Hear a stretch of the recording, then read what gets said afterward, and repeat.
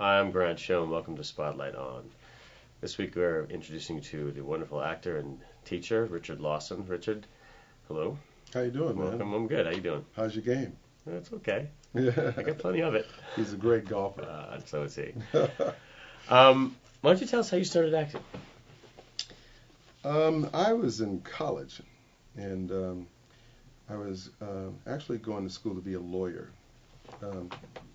I was in Vietnam, and when I got out of Vietnam, I discovered that I could get out of the service 3 months early if I went to school, to college. So I jumped on that. I was in the Army 1 year, 9 months, 7 days, 15 hours, 42 minutes, and 32 seconds when I got on that plane to fly out of there. And I went home to Hayward, where I was living at the time. I'm from the Bay Area, Oakland, moved to Hayward. And junior college was like the quickest way to get into college, so I went to junior college. And my whole thing was to become a lawyer. So I joined, I was asked to join the debate team, and I went over there to talk to them about that. And while I was there, this giant of a woman, she was all of like 5'2", walked into this room and said, "Whose voice is that?"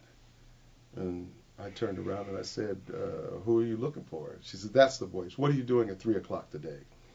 I said, she said, "Good. Come to room 708. So I went to room 708, and she enlisted me in this Reader's Theater project, Antigone. So I read that, and we did it for an audience, and it was like, wow, well, that was amazing. So that was your first experience with acting? That was my first experience with acting. And then she got me involved in forensics, which was competitional speech. Explain that.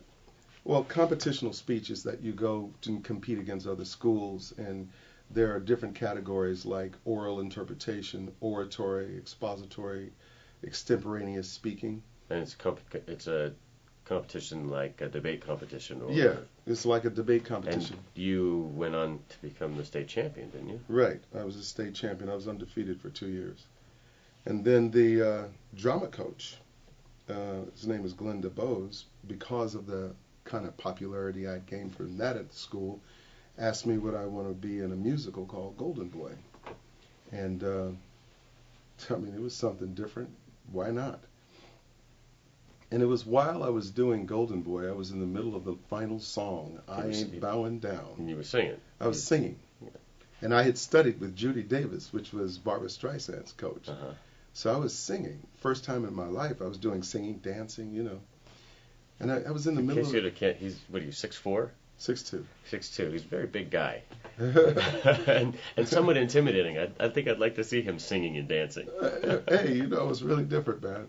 It was like I was doing things I'd never done before, but I was a little bit naive and open. I was really open and passionate. I've always been a passionate guy, so it was like a perfect thing for me.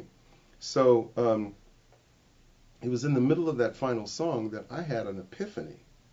Right in the middle of the song, it was like the world just dropped away, and like I just knew that this is why I was put on this earth at that moment. And at that moment, my desire to do anything else faded away from me, and I knew that I was going to be an actor for the next 1,000 years. Great. Well, thanks for telling us about that. And I think that's all we have for right now. Next week, we're going to come back and talk a little bit more about your professional work and possibly get into your teaching. Cool. All right. Thank you. Thank you very much.